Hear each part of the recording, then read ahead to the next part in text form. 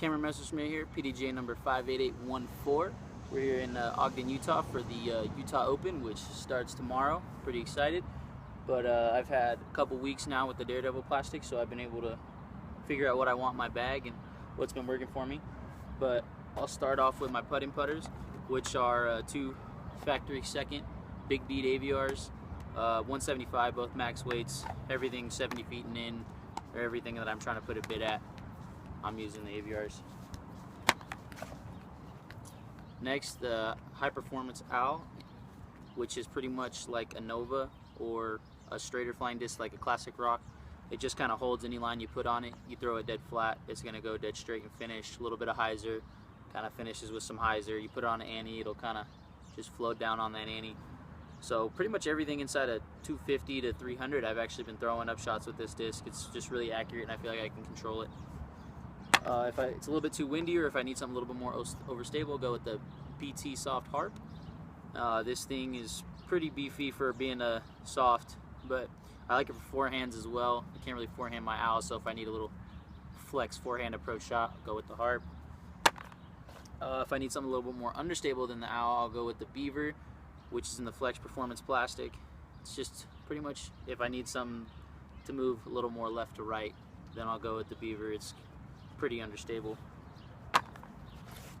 Then next is the Elastic Performance line Woodchuck, which is, as you can see, elastic. It's very, very bendy, and I like this for pretty much mountain golf.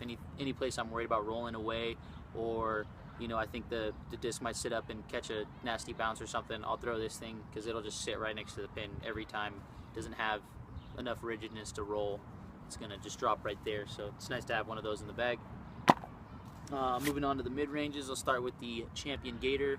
This thing is just a workhorse in the wind. If I need something to fight headwinds, or if I need a right to left big moving shot in the 250 range, it's going to be my Champion Gator for sure. Starting out with the DX Rock. This one's just absolutely beat to all crap. I could throw it here on hyzers and it's coming up the flat and it's going to move right. It's more of a utility disc at this point. It's so beat, but it's nice to have something like this in the bag if I need to get out of some trouble. Next we got the 12-time KC Rock.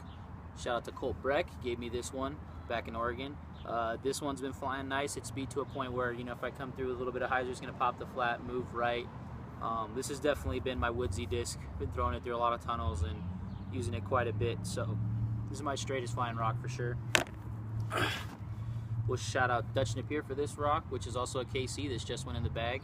It's a little more overstable than the last one, so if I'm worried about maybe wind getting into the last one, or the last one I don't think is stable enough for the shot, pull this one out.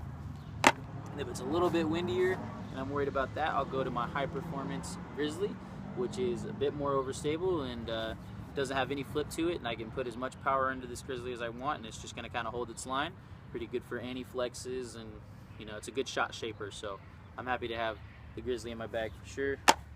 We'll go to fairways next, starting off with the Dayglow Thunderbird from Reno, and this one has been seasoned quite a bit. I've had it in the bag for a couple of years. It's hyzer flip to flat to a little bit of glide, maybe out to the right, or a little bit less power. I'll throw in a small hyzer and just kind of keep it inside of a tight line. But this is definitely a Woods Thunderbird. A lot of lines hit with this guy. It's just been kind of old reliable in the bag for a while. Next we'll go to the Daredevil Wolverine, which is a little more understable than that last disc. This is pretty much for rollers. I don't really throw many air shots with this disc. It's a pretty good roller disc though. I don't have to throw it, I can throw it with a little bit of ante and it'll do the rest by itself, pop over, get down, and they roll pretty far. So Daredevil Wolverine. Next is the Daredevil Timberwolf, and this disc is also very understable, but it's got a 6 glide. And the reason I like this disc is because it doesn't take much effort to throw it. You can throw it at like 50 to 60% on some hyzer, and the disc just works for you. It just kind of flies, So anywhere I get in the point where I have to maybe have to stand still, and I still have 350, 360 to cover, I know if I stand still with this and come through on a hyzer, it's going to get the flat, ride out, just kind of come back. It's a pretty surprising disc. It'll glide a long way. This one was definitely surprising. Next, we'll go to a little more overstable. Two of my favorite discs in the bag now.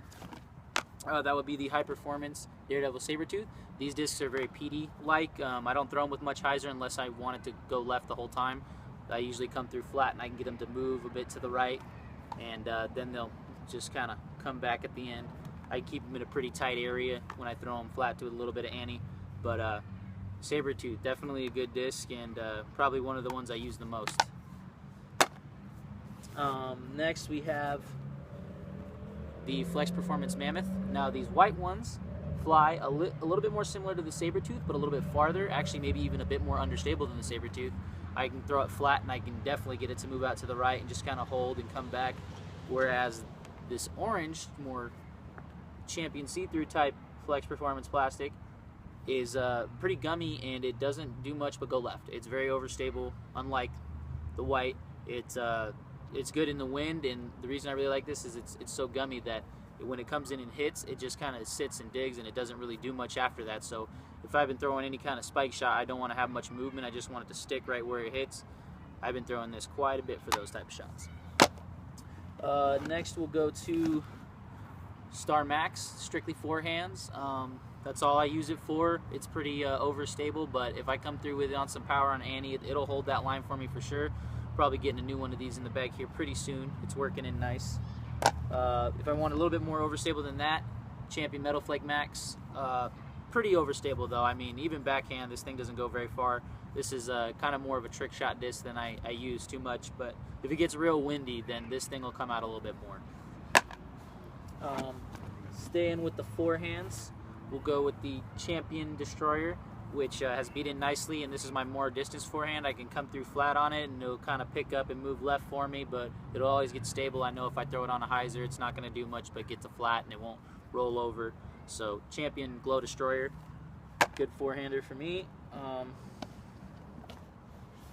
After that we have Star Firebird, which is pretty much used for backhands, but if I think that the max is a little too understable, then I'll go to this Firebird and I'll throw this on usually like 200 to one really short forehand approaches, and if it gets a little bit windier for maybe a Sabertooth, I'll go to this Star Firebird on my backhands. And now we'll go to the distance drivers. We got this Star Destroyer right here, which is the flippiest in the bag as of right now, and it's not too understable, but if I get it with some hyzer, it'll move here and kind of tail left. It's still working in the bag after losing another destroyer, so we're going to try and beat it up a little bit. Next instability would be this bottom stamp that no longer has a bottom stamp, but it's a bottom stamp destroyer, and this one's really nice. I was throwing this a lot in Kansas City. It just goes pretty straight. You know, you come through flat on it, it'll move a little bit to the right, come back, holds really nice long hyzers. You throw with some hyzer, it'll just glide out there.